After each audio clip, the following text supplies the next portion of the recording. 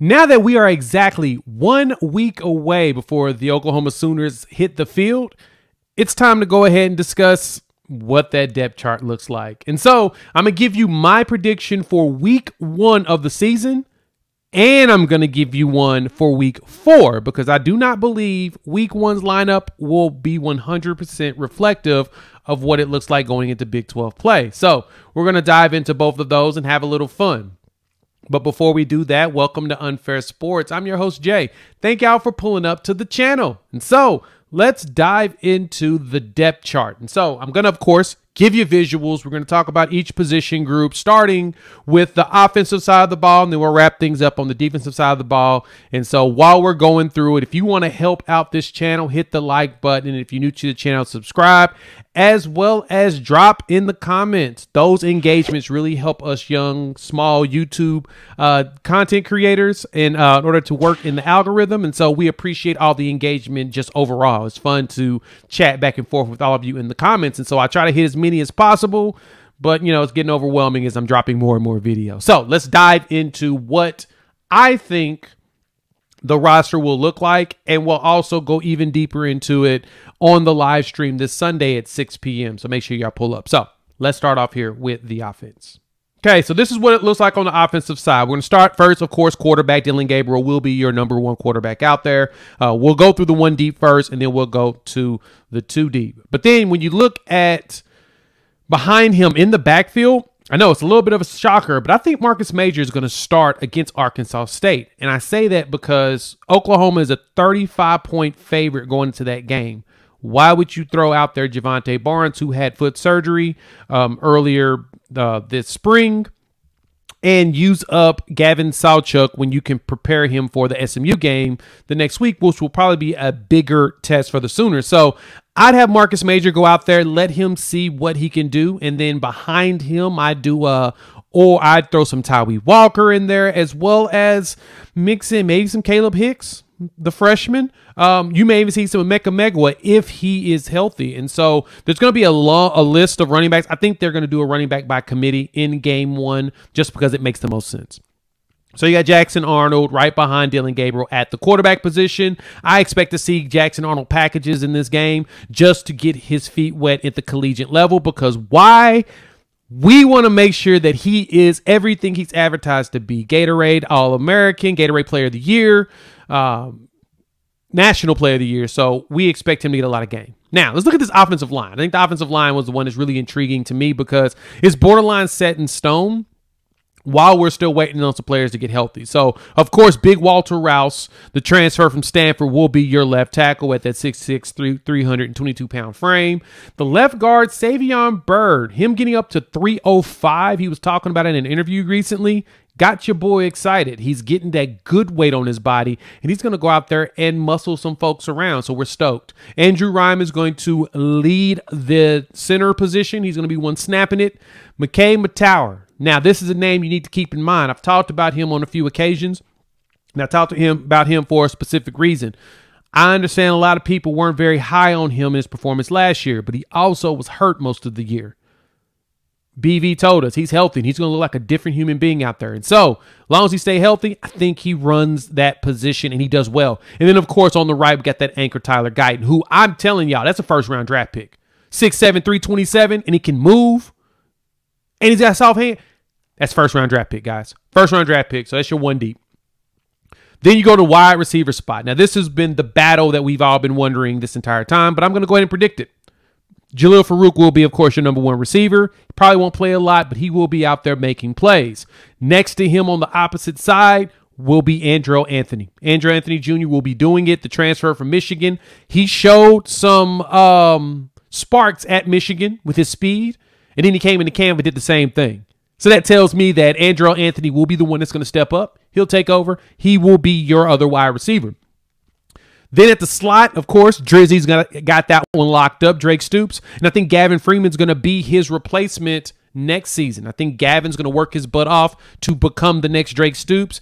But do not be shocked if you see some young players playing. But this is just the 1 deep. I'm going to go 2 deep right after this. Tight end wise, of course, is Austin Stogner because he's really the only experienced tight end we have. Health has been the issue at the tight end spot for us for the last year and a half. And I anticipate that we're just going to be working players in to try to figure it out. So that's the 1 deep. Let's look at the 2 deep. 2 deep is here. Quarterback, Jackson Arnold, of course. Running backs, I'm thinking we're going to see the younger players. Tyree Walker mixed in with probably some Caleb Hicks. I don't know if Meg was healthy, but we're going to go with Hicks here. Wide receivers, I think it's going to be your bookends of Nick Anderson as well as Jaden Gibson. I think Gibson has stepped up so much in practice that they're going to give him a shot. So anticipate seeing that. And I think right behind that, you're going to see a mixture of LV Buckley-Shelton with some Jaquez Pettaway and Gavin Freeman as your next set of slots. If you go with 4 wide receivers in a position, I'm thinking Gavin Freeman may step out with Drake Stoops, or you'll see Jaquez Pettaway.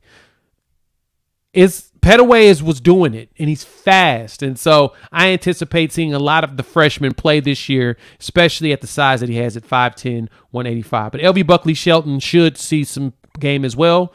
But don't be shocked if you see Jaden Gibson get out there as a slot 2. Whew. Imagine that 6'5" frame using that 4.4 speed. Oh, my goodness. Tight end wise. Now, this is kind of weird to me, but I'm putting 2 here. I've got Blake Smith along with Josh Fanuel. And I say that because Fanuel is a former basketball player, played D2 at Cameron in Lawton, Oklahoma. But he's athletic. So he's like a power forward that's undersized, but super athletic. And so I think they're going to leverage the heck out of him. Blake Smith comes out there with the club in spring game and caught the tutty.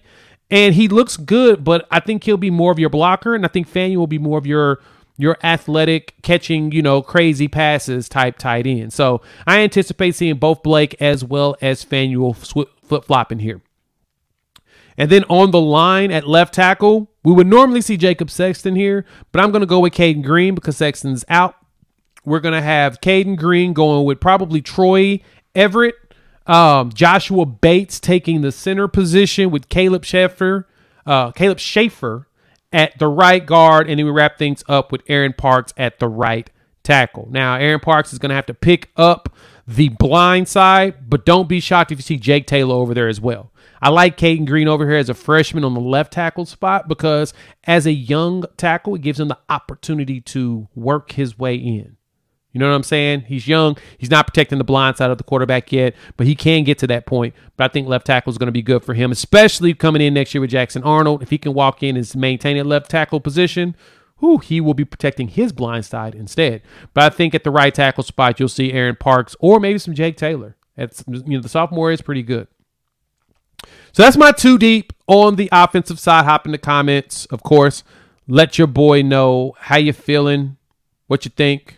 You think your boy's crazy? I love to hear from you all. So let's jump right into the defensive side.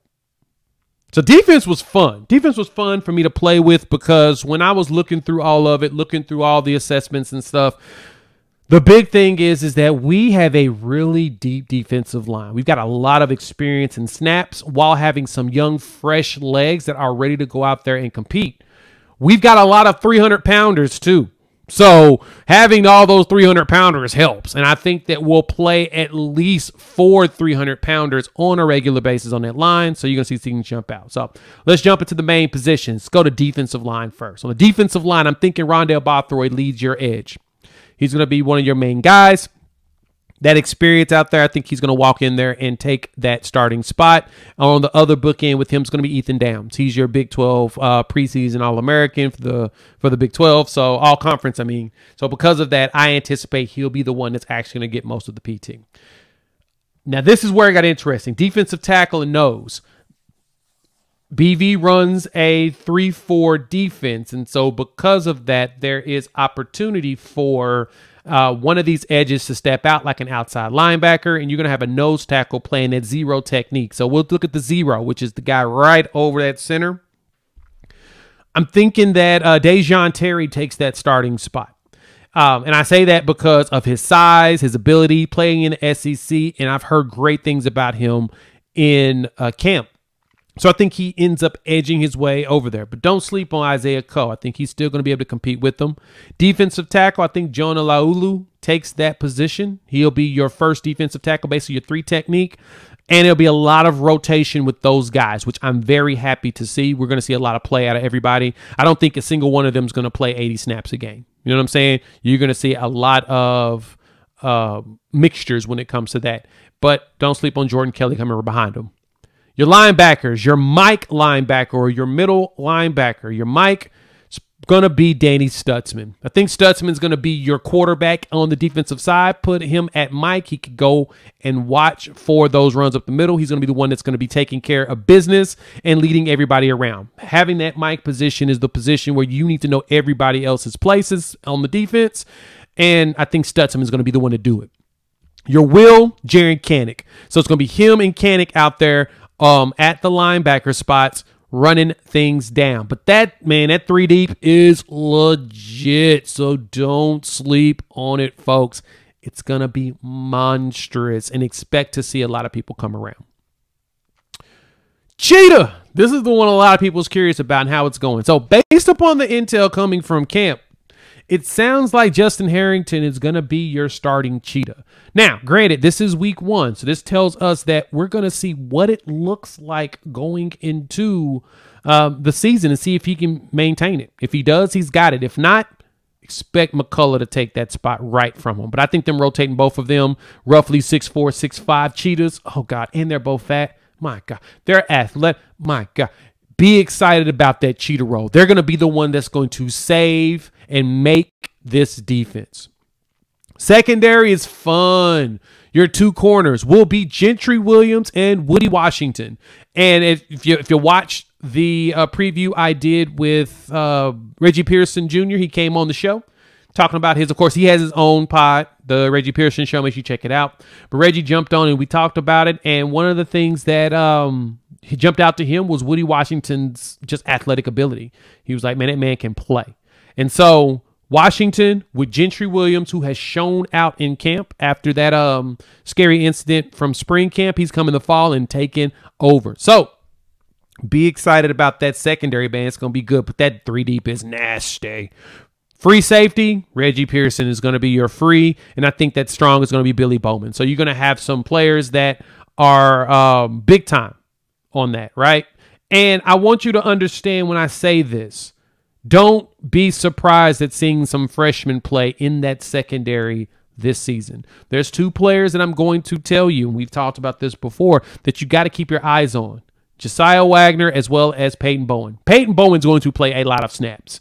He's going to play a lot of snaps at multiple positions. That's how talented he is. And so because of that, we anticipate seeing a lot of him on the field with the squad. So don't be shocked when you see Peyton Bowen out there at Cheetah. You see him at safeties. You see him at corner. He's going to be everywhere. You see him at nickel. He's going to be playing. And so I'm going to throw a nickel corner out there as well.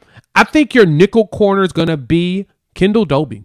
I think he's going to be out there. It's going to be a mixture of Kendall Dobie and Peyton Bowen as your nickel, especially when you run that. So don't be surprised. I've been hearing great things about Dobie. He likes to hit. He was the JUCO Defensive Player of the Year. So that tells you what? He's talented. They're going to leverage that talent. So I'm excited about that. Let's go 2 deep. 2 deep on this one. Edge, you're going to see a mixture of Trace Ford and PJ Adebaware because he's going to force their hand to put him on the field. Tackles from the nose, which will be Isaiah Coe and Jordan Kelly. Expect to see a little bit of Devon Sears too. He's been getting his weight up, and man, he's going to be special. Your other edge is going to be Reggie Grimes mixed in with R. Mason Thomas. So that 2 deep, 3 deep, woo, buddy. Monstrous. All right. Your linebackers are going to be at the Mike spot. You will have Kobe McKenzie. I think Kobe McKenzie wins out the job. I like Connor Neer here too, but I think Connor Neer still needs to learn the defense in order to really take over at being the quarterback. But I think Kobe McKenzie has done the job that you need to get done to make that happen. Will linebacker.